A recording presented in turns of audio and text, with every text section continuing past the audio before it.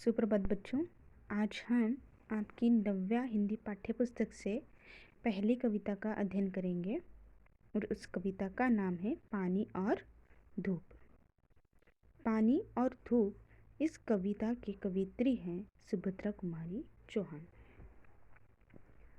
कल की क्लास में हम लोगों ने बच्चों कविता का वाचन किया था।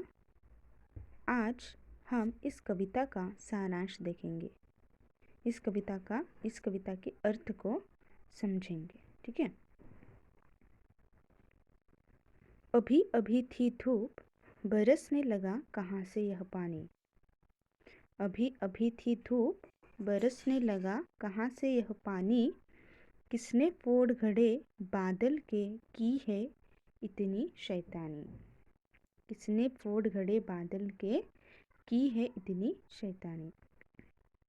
देखिए बच्चों, अगर मुझे बताइए कि अगर सूरज नहीं होता तो हमें धूप कहाँ से मिलती। अगर बारिश नहीं होती तो हमें पानी कहाँ से मिलता। अगर पेड़ पौधे नहीं होते तो हमें अच्छी हवा और प्राणवायु कहाँ से मिलता। देखिए, आज हम इसी के बारे में थोड़ी जानकारी हासिल करेंगे। यहाँ पर इस चित्र में दो बच्चे खड़े हैं और वह एक दूसरे से बात कर रहे हैं। देखिए क्या बात कर रहे हैं वो दोनों बच्चे आपस में। वो कह रहे हैं कि अभी अभी तो थोड़ी देर पहले क्या थी, धूप थी, यानी सूर्य प्रकाश था। ठीक है।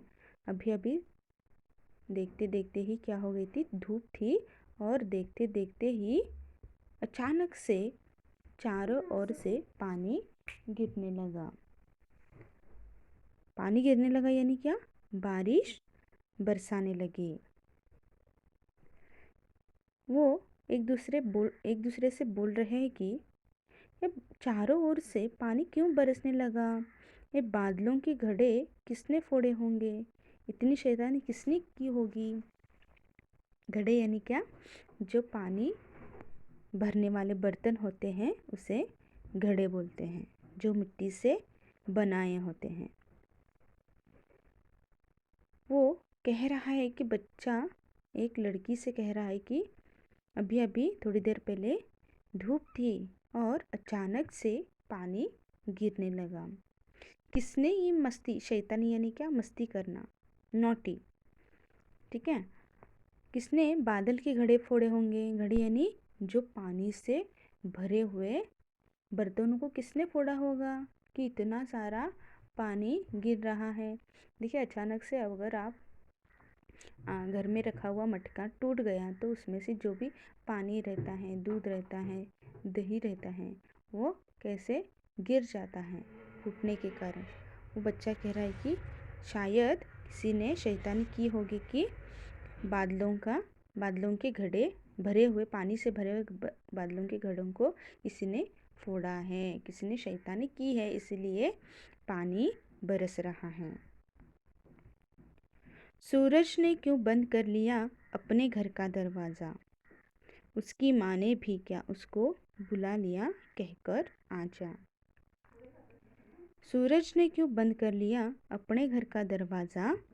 उसकी माँ ने भी क्या उसको बुला लिया कहकर आजा। देखिए यहाँ पर अगर आपकी माँ, अगर आप दिन भर बाहर खेल रहे हो, बारिश आ रही है अथवा ज़्यादा धूप है, ज़्यादा हवा है, ठंड है, गर्मी है, कुछ भी हो, अगर बहुत ज़्यादा होती है, बहुत ज़्यादा गर्मी होने से भी हमें तकलीफ़ होती है, बहुत ज़्यादा बारिश होने के बाद भी हमें तकलीफ़ होती है और बहुत ज़्यादा ठंड होने के कारण भी हमें तकलीफ़ हो सकती है, हम बीमार पड़ सकते हैं। इसलिए हमारे माँ बाप हमारे पल पल हमारी चिंता करते रहते हैं।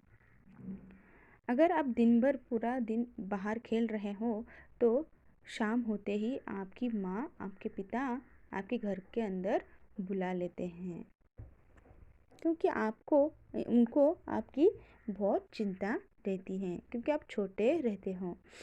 यहाँ पर भी सूरज यानी क्या, सन, सूरज यानी सूर्य, सूरज यानी सूर्य। सूर्य की माँ भी शायद सूरज को अंदर बुला रही हैं। क्यों बुला रही है कि बाहर इतनी ज़्यादा बारिश हो रही है, तुम बाहर क्या कर रहे हो। सूरज को बोल रहे हैं कि तुम घर के अंदर आ जाओ और घर का दरवाज़ा बंद कर दो।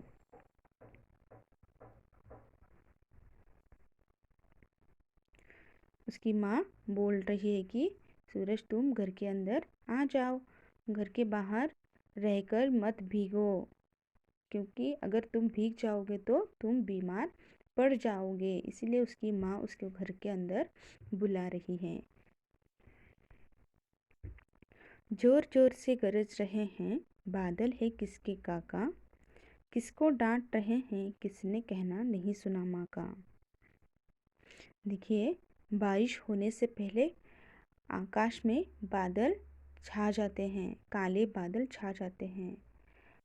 आपने देखा होगा कि बारिश के ऋतु में, वर्षा के ऋतु में बारिश आने से पहले आकाश पूरी तरह से काला हो जाता है और कड़कड़ाहट से आवाज़ें निकलती है, बिजलियाँ कड़कती हैं। ठीक है, बिजलियाँ ज़ोर ज़ोर से कड़कती हैं।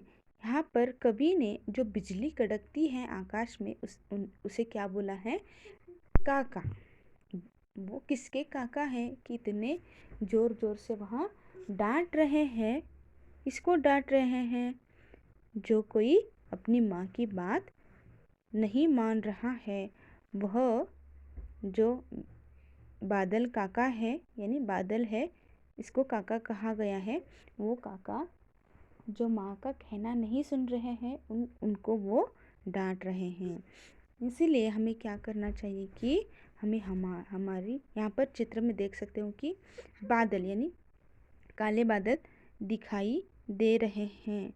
देखिए, माँ बच्चे को बोल रही कि जो बाहर आकाश में आवाज़ आ रही है वो काका तुम्हें डांट रहे हैं क्योंकि तुम मेरी बात नहीं सुन रहे हो, बाहर जाने की जिद लगा के रखी है। इसीलिए वो तुम्हें डांट रहे हैं कि माँ की बात सुनो।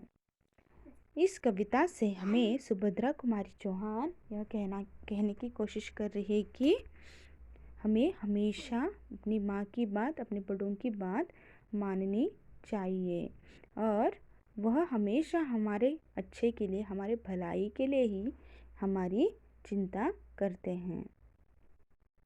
धन्यवाद।